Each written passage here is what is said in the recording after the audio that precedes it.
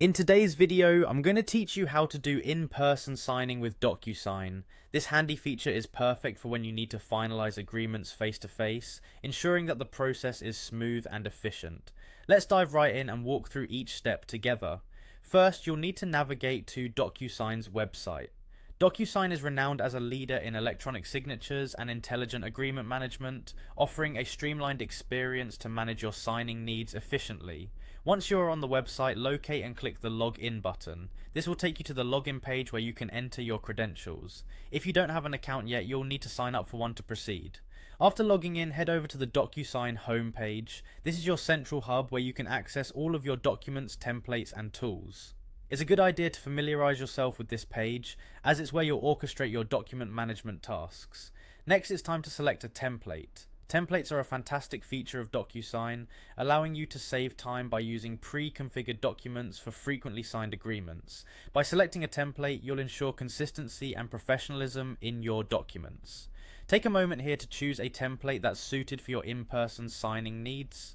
Once you have your template, click on Needs to Sign. This step is crucial as it prepares the document to specify which sections need a signature and clearly indicates where attention is required. This feature minimizes the possibility of missed signatures or incomplete sections. Now let's move on to the in-person signer option. Clicking this will allow you to define the signer who will be present for the in-person signing process.